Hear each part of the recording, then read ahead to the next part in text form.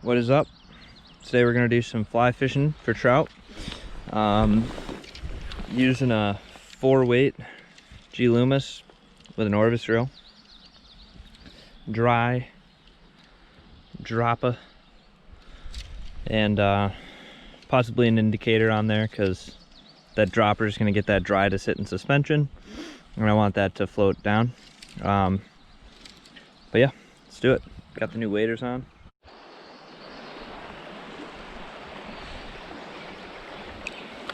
Alrighty folks, so now we're doing the wade across. It's getting deeper. Wow, this is much deeper than I once perceived it, or than I first perceived it.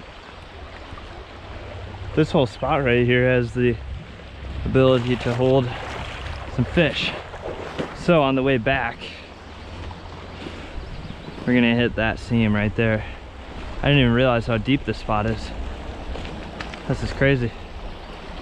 It's good. It's a good 4 feet, 3.5 feet right there. I'm gonna drop that leader down a little bit. Or, yeah, drop my nymphs down.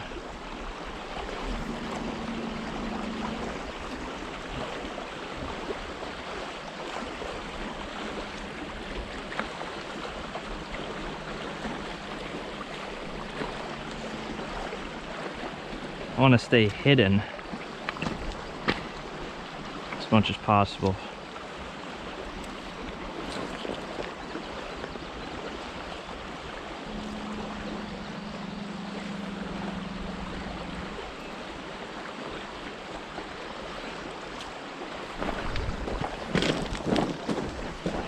First fish of the day. It's a small little trout. It's a brown.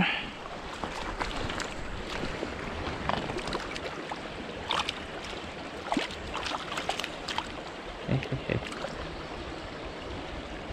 It's all right, buddy.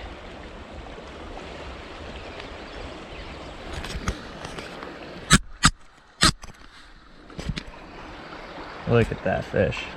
Beautiful.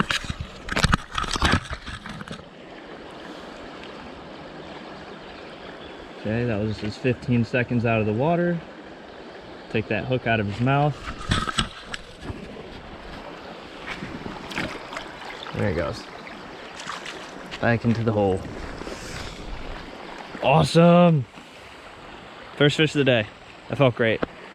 Alrighty, so I tied my first one on here. I used the improved clinch knot, that's what it is. And then what I do here is for my bottom fly, so my top fly I use stronger pound line, right? Because it's coming from my leader. That's about 8-pound line at the top. And then what I do is I do this and I feed it around a few times, and then I feed this through here. This is just the improved clinch knot.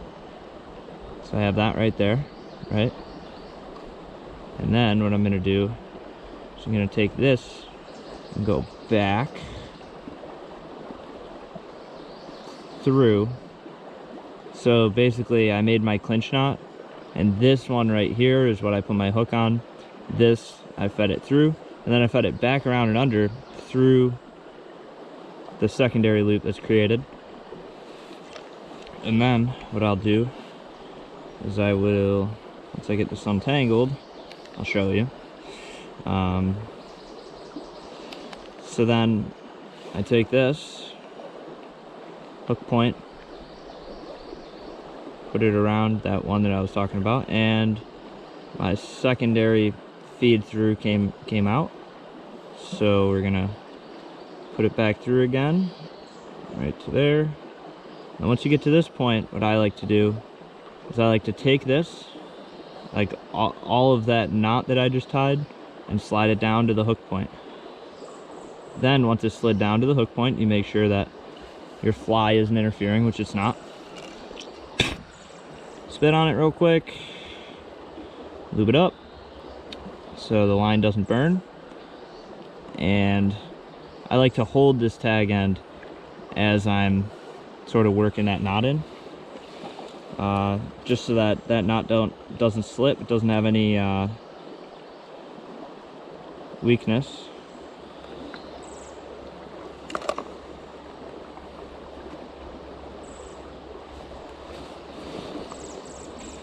Always throw your tag ends in your bag.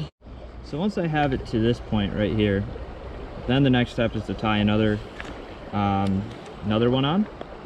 What I'm doing is I'm making a lefty's loop. So basically this is an overhand knot right here, and then I am taking that overhand knot, and just get this line out of your way, and I'm putting the eye of my hook on the line.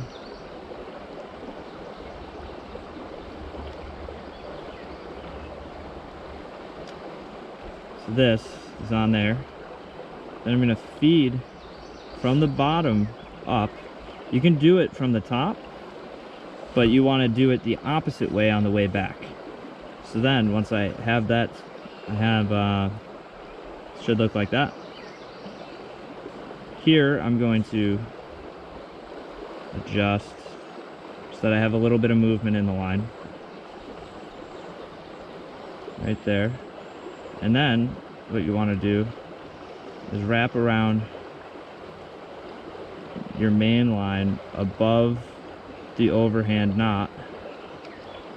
I usually do 3 times around, and since I went underneath the first time going this way through that loop,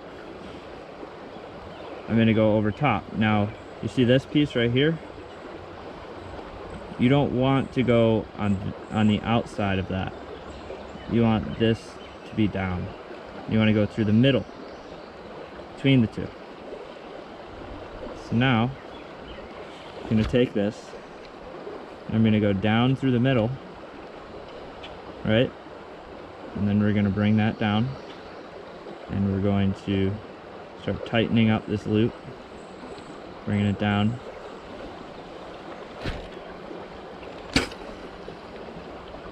Get it all set up. Tie this knot.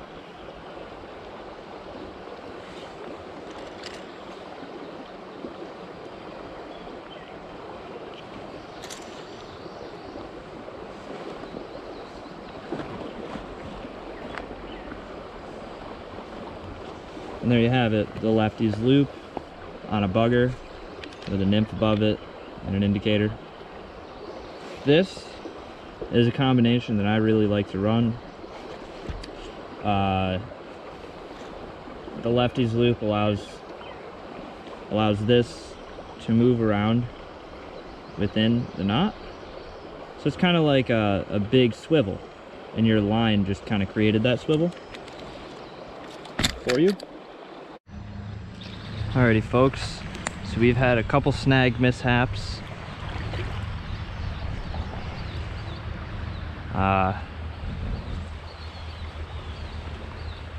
Got 2 snags out. Just gonna loosen that drag just a little bit.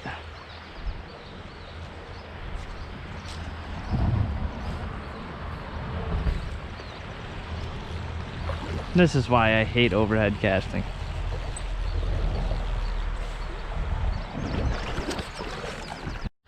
Take 2. Did a back cast and got snagged behind me because the shrubs are like on top of me.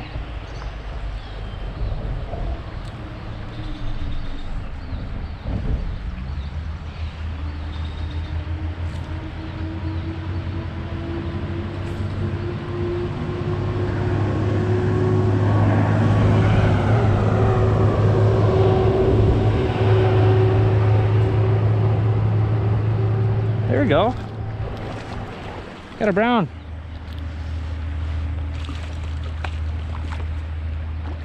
Oh my gosh, no, it's a brookie.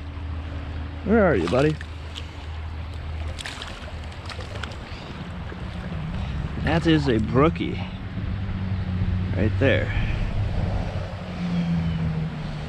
Hooked right in the bottom jaw. Look at that beautiful little brookie right there.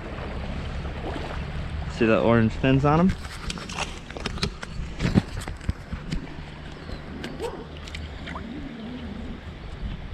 Here you go, buddy.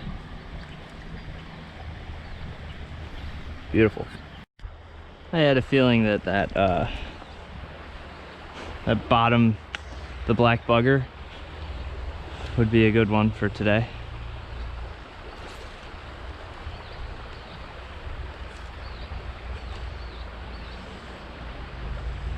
And they're right about where I would think they would be if they were in this hole, which is just around that undercut bank.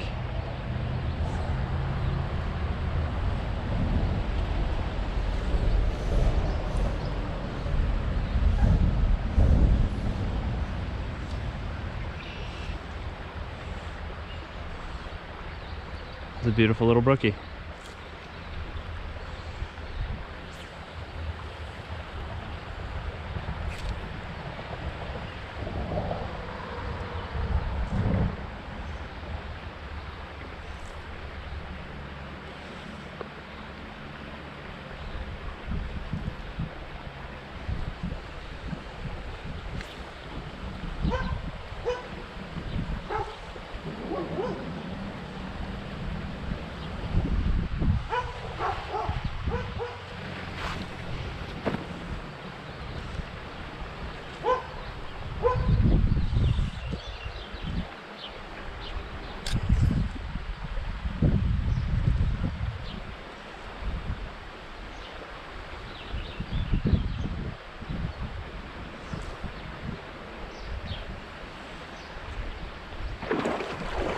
There we go. I saw that guy come out for it. It's a rainbow. The net wet. Oh boy. It's a rainbow.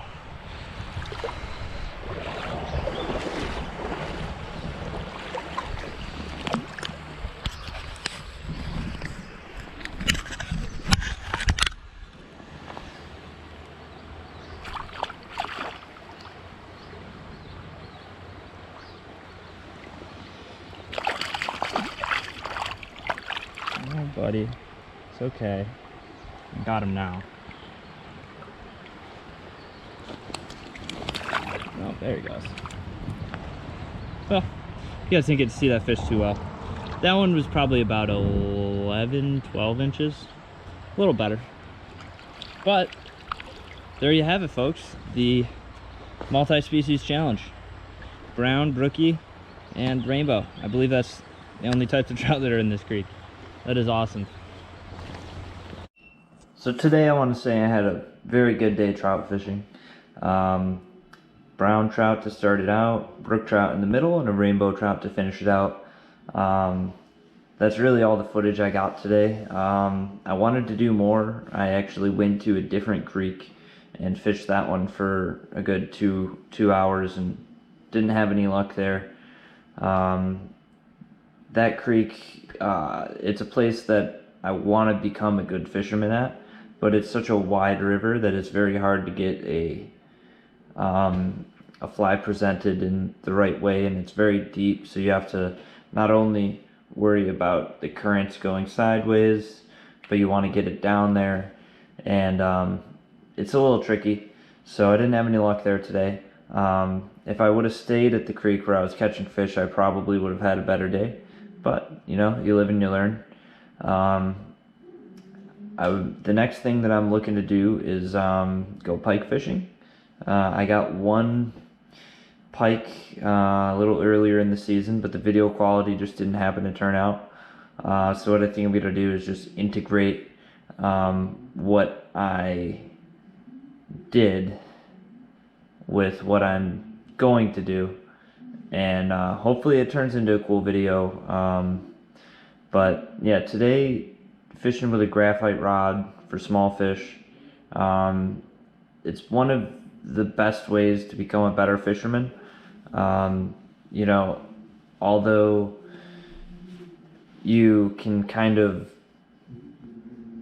I don't know, manhandle the fish, I guess. when they're smaller like that. I just really like learning more about how they feed, where they feed, and generally the smaller fish are more willing to feed rather than the very smart wild trout that I go for, you know, in the late fall, winter, and early spring.